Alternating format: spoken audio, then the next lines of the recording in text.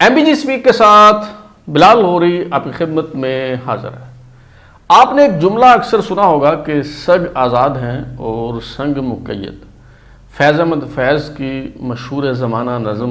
نثار میں تیری گلیوں پہ اے وطن کے جہاں چلی ہے رسم کہ کوئی نہ سر اٹھا کے چلے،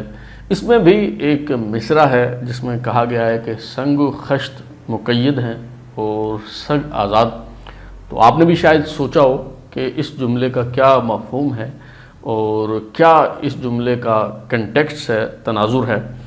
تو یہ جملہ جو ہے یہ دراصل شیخ سعدی سے منسوب ہے، اور بتایا جاتا ہے کہ ایک مرتبہ شیخ سعدی جا رہے تھے، کتے ان پہ حملہ آور ہو گئے اور کتوں سے بچنے کے لیے انہوں نے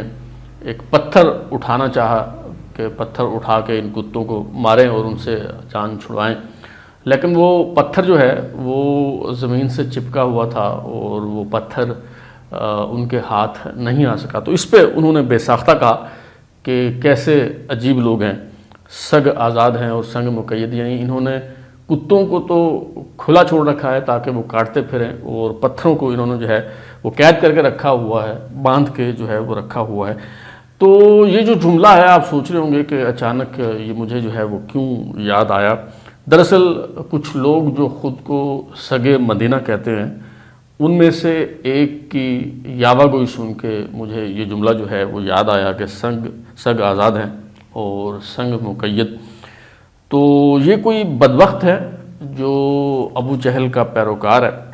اس کا نام جو ہے اب حافظ بھی کہتے ہوئے بڑا عجیب سا جو ہے وہ لگ رہا ہے، لیکن چونکہ اس کا نام ہے تو لینا پڑے گا۔ حافظ حسن اقبال چشتی نام کا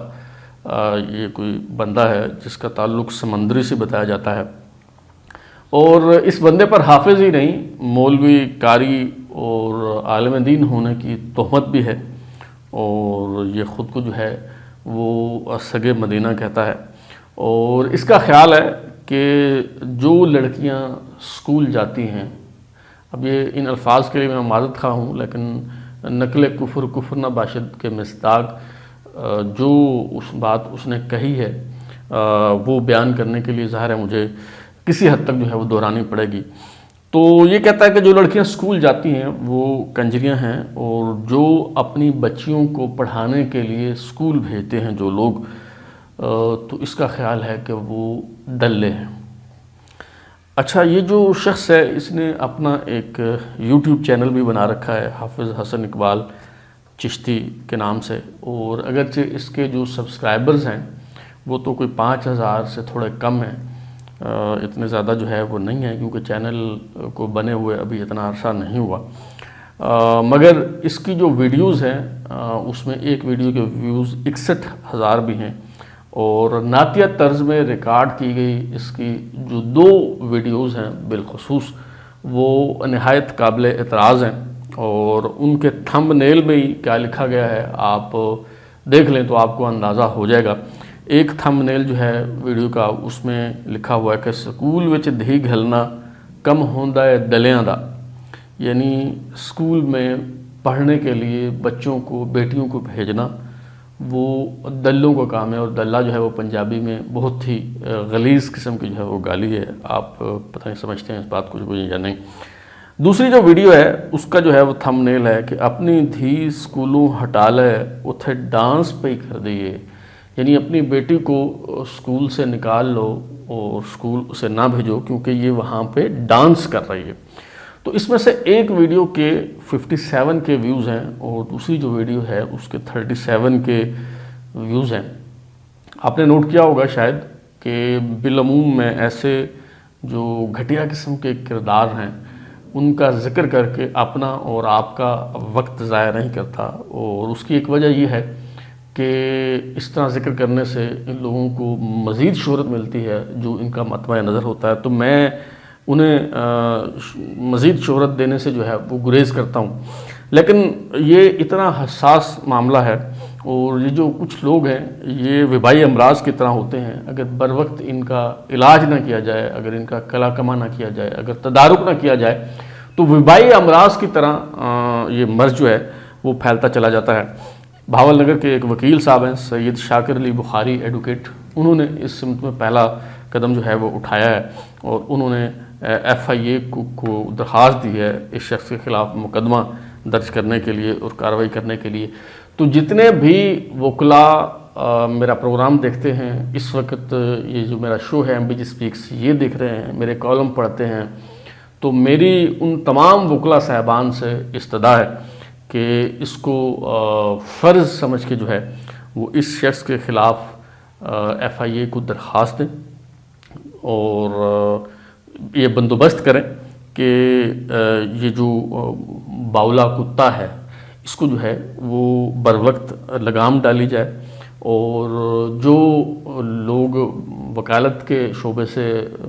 جو ہے وہ منسلک نہیں ہیں وہ بھی اس کار خیر میں حصہ ڈال سکتے ہیں، اور ان سے میں گزارش کروں گا کہ اس کے چینل پہ جائیں اور اس کے چینل کو رپورٹ کریں، یوٹیوب کو بتائیں کہ یہ شخص جو ہے وہ ہیٹ سپیچ پھیلا رہا ہے، یہ شخص جو ہے یہ کمیونٹی گائیڈ لائنز کی خلاف ورزی کر رہا ہے، یہ شخص جو ہے بچیوں کی تعلیم کے خلاف بات کر رہا ہے اور لوگوں کو اکسا رہا ہے کہ بچیوں کو اسکول پڑھنے کے لیے جو ہے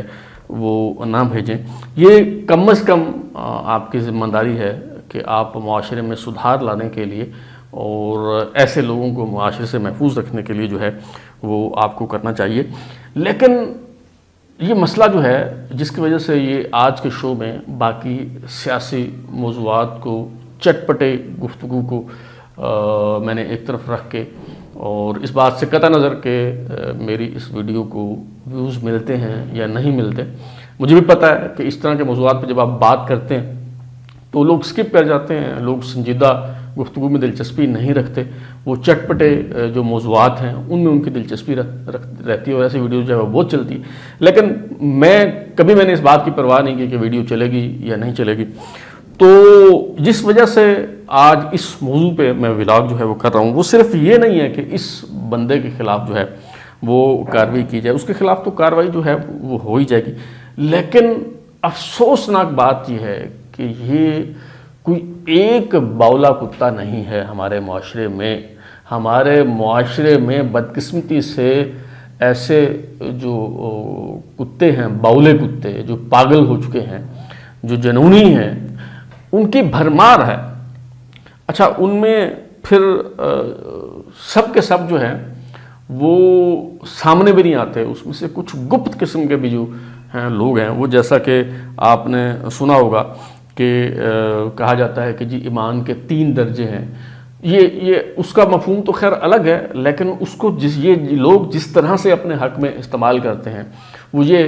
کہ جی اپنے تئیں یہ جس کو ایمان کا پہلا درجہ سمجھتے ہیں وہ یہ کہ جی آپ برائی دیکھیں تو اسے ہاتھ سے روکنے کی کوشش کریں، اور اگر آپ کے اندر استطاعت نہیں ہے، آپ یہ نہیں کر سکتے، اگرچہ میرے نزدیک تو اس کا مفہوم کچھ اور ہے استطاعت کا۔ اس کا مفہوم یہ نہیں ہے کہ جی آپ طاقتور ہیں اور آپ کر سکتے ہیں اور آپ قانون اپنے ہاتھ میں لے لیں۔ استطاعت کا مطلب یہ ہے کہ اس کا اختیار اگر آپ رکھتے ہیں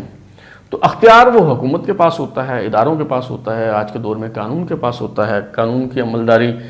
پر کے حوالے سے جو ادارے ہیں، محکمے ہیں، ان کے پاس جو ہے وہ ہوتا ہے۔ تو میرے نزدیک اس کا مفہوم کچھ ہوئے، لیکن یہ لوگ اس کو جس طرح سے لیتے ہیں وہ یہ کہ ان کے تئیں ایمان کا پہلا درجہ یہ ہے کہ آپ ہاتھ سے روکنے کی کوشش کریں۔ اچھا، جیسا کہ یہ جو حافظ حسن اقبال چشتی یہ جو ہے وہ دوسرے درجے پہ چل رہا ہے کہ جی اگر آپ ہاتھ سے نہیں روک سکتے تو کم از کم زبان سے روکیں۔ اچھا، جس طرح مثال کے طور پہ کچھ دن پہلے، چند ہفتے پہلے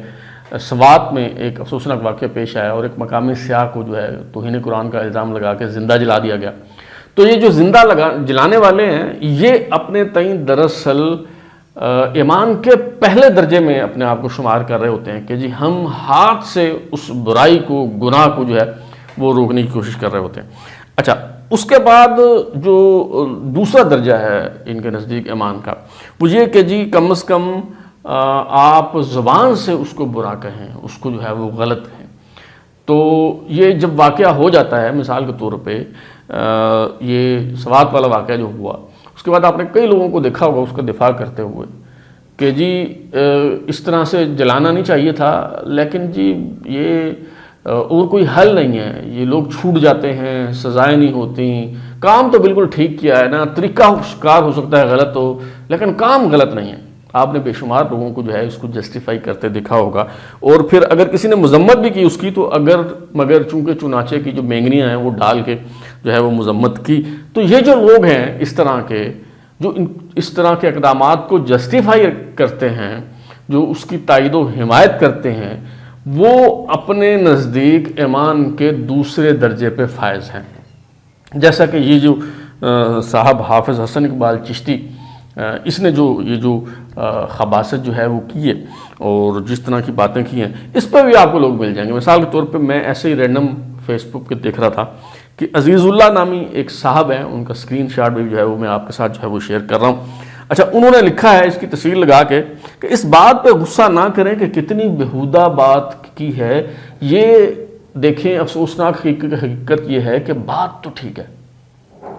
اب یہ جو لوگ ہیں میں ان کو بھی انہی کی صف میں شمار کرتا ہوں، اور وہ اپنے تئیں ایمان کے دوسرے درجے میں جو ہے وہ اس برائی کو روک رہے ہوتے ہیں۔ اچھا، جو تیسرا درجہ ہے وہ سب سے زیادہ خطرناک ہے۔ وہ تیسرا درجہ وہ ہے کہ جی دل میں جو لوگ اس کو برا جانتے ہیں، یعنی یہ لوگ اپنا خوب سے باطن آشکار تو نہیں کرتے، لیکن ان کے دل میں یہ باتیں چل رہی ہوتی ہیں اور دل میں یہ اس کو برا سمجھ رہے ہوتے ہیں۔ یہ خطرناک میں اس لیے کہہ رہا ہوں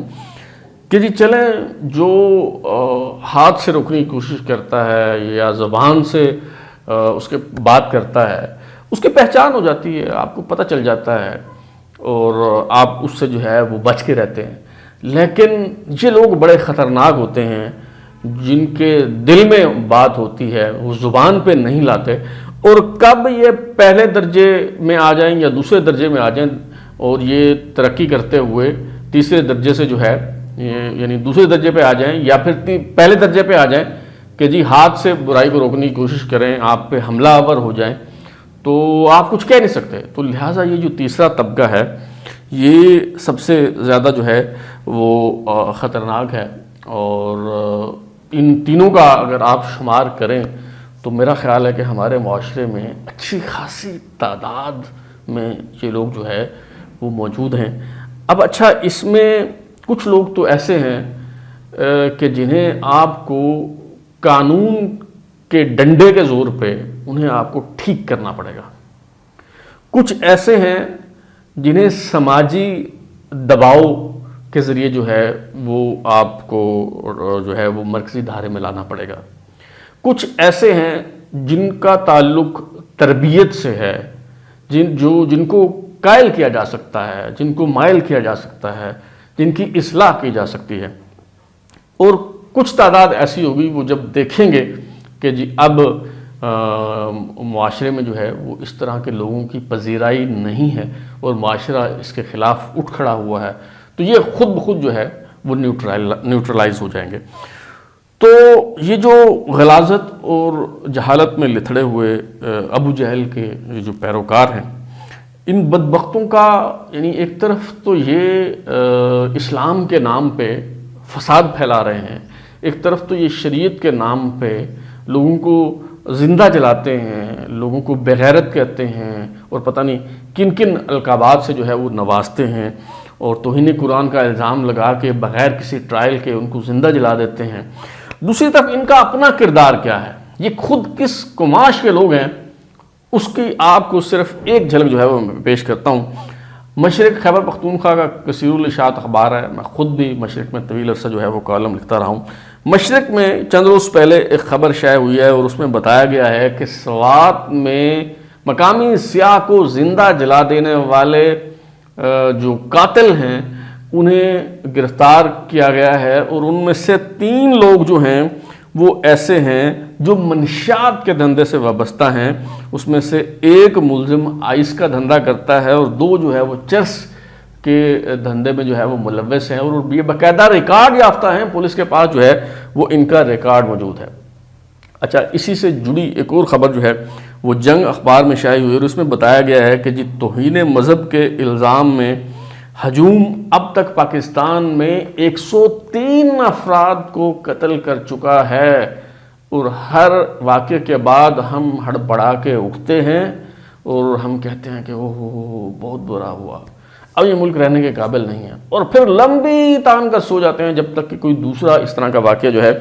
وہ پیش نہیں آ جاتا۔ اور اس خبر میں جو قابل ذکر بات ہے وہ یہ ہے کہ 1947 سے 1991 تک اس طرح کے محض 3 واقعات پیش آئے، جبکہ 1992 سے 2024 تک توہین مذہب کا الزام لگا کر ہجوم نے 100 افراد کو مار ڈالا۔ اس سے اندازہ لگایا جا سکتا ہے کہ ہمارا معاشرہ جو ہے وہ کس طرف جا رہا ہے۔ تو افواج پاکستان کے سپہ سالار جناب سید حافظ عاصم منیر صاحب، آپ یہ جو آپریشن عزم استحکام کرنے لگے ہیں دہشت گردی کے خلاف، اس کا کوئی فائدہ نہیں ہے۔ اگر آپ نے آپریشن کرنا ہے، اگر آپ نے علاج کرنا ہے، اگر آپ نے معاشرے میں سدھار لانا ہے، اگر آپ نے ان مسائل سے نجات حاصل کرنی ہے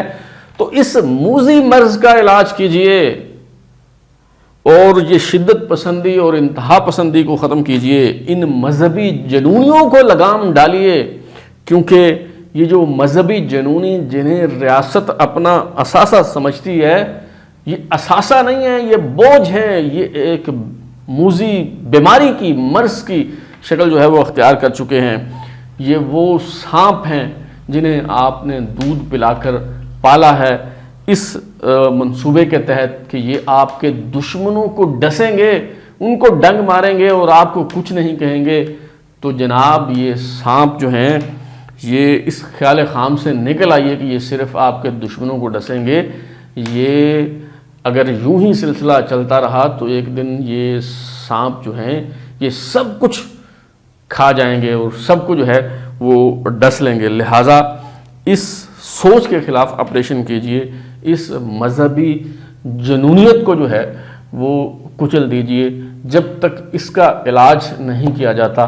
تو اس وقت تک کوئی نیشنل ایکشن پلان کامیاب نہیں ہو سکتا، اس وقت تک کسی قسم کے کوئی فوجی عسکری آپریشن کی جو ہے وہ کوئی اہمیت نہیں ہے، اور اس وقت تک کتنا ہی آپ سیاسی استحکام لے ہیں، کتنی ہی معاشی خوشحالی لے ہیں، اس چیزوں کا جو ہے وہ کوئی فائدہ نہیں ہوگا۔ سب سے پہلے یہ جو سوچ ہے، یہ جو پاگل پن ہے، اس کا علاج کیجیے۔ ریاست کو اس پہ جو ہے وہ بیٹھنا ہوگا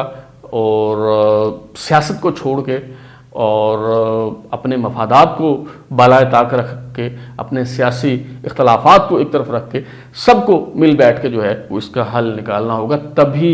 یہ ملک رہنے کے قابل ہوگا۔ تک لیے اتنا ہی، بلال اور کو اجازت دیجیے، پھر ملاقات ہوگی۔ اگر آپ کو ہمارا شو پسند آیا تو اسے لائک کریں، کامنٹ کریں، شیئر کریں، اور ہمارا چینل سبسکرائب کرنے کے بعد بیل آئکن یعنی گھنٹی ضرور دبائیں تاکہ آپ کو نئی ویڈیوز کو نوٹیفیکیشن ملتے رہیں۔ بہت شکریہ۔